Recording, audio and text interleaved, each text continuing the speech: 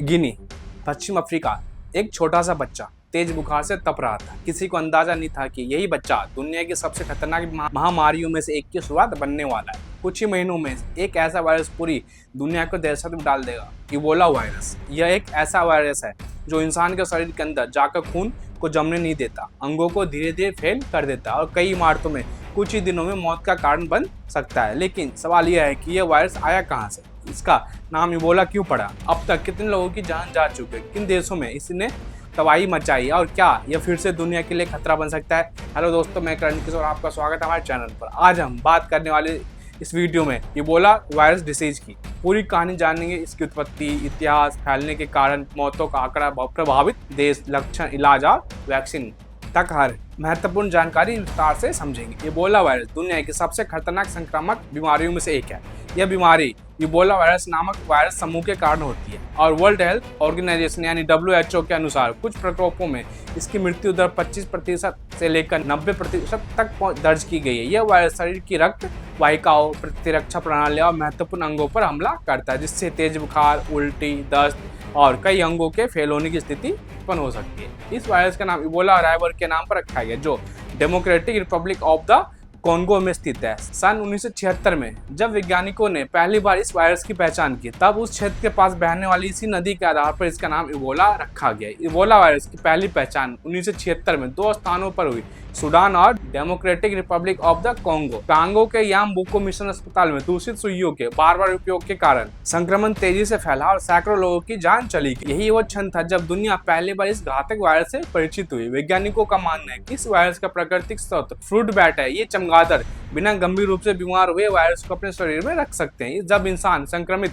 चमगादड़ों या अन्य जंगली जानवरों जैसे बंदर, चिंपैंजी या गोरिल्ला के खून, मांस या शारीरिक द्रवों के संपर्क में आते हैं तो तब वायरस इंसानों में प्रवेश कर जाता है। हालांकि इबोला सन 1976 में खोजा गया था, लेकिन इसकी सबसे भीषण महामारी 2014 से 2016 के बीच पश्चिम अफ्रीका में फैली। यह प्रकोप मुख्य रूप से गिनिया, लाइबेरिया में केंद्रित था। बाद में कुछ मामले Nigeria, Mali, United States, Spain, United Kingdom और इटली में भी दर्ज किए गए। इस महामारी में लगभग 29,000 से अधिक मामले और 11,300 से अधिक मौतें दर्ज हुई, जिसे आधुनिक इतिहास की सबसे गंभीर इबोला महामारी माना जाता है। सन 1976 से अब तक विभिन्न प्रकोपों को मिलाकर 15,000 से अधिक लोगों की मृत्यु हो चुकी है। बाद के वर्षों में युगांडा और democratic Republic of the Congo में भी कई बार नए प्रकोप सामने आए। इबोला वायरस हवा से सामान्य रूप से नहीं फैलता। यह संक्रमित व्यक्ति या जानवर के खून, उल्टी, दस्त, पसीने, लार, मीडिया और अन्य शारीरिक द्रवों के सीधे संपर्क से फैलता है। संक्रमित कपड़े, बिस्तर, चिकित्सा उपकरण और अंतिम संस्कार के दौरान सबको छूना भी संक्रमण का बड़ा कारण बन सकता है। इस बीमारी के लक्षण आमतौर पर संक्रमण के 2 से 21 दिनों के भीतर दिखाई देते हैं। शुरुआत में तेज बुखार, सिर दर्द, अत्यधिक कमजोरी, मांसपेशियों में दर्द और गले में खराश होती है।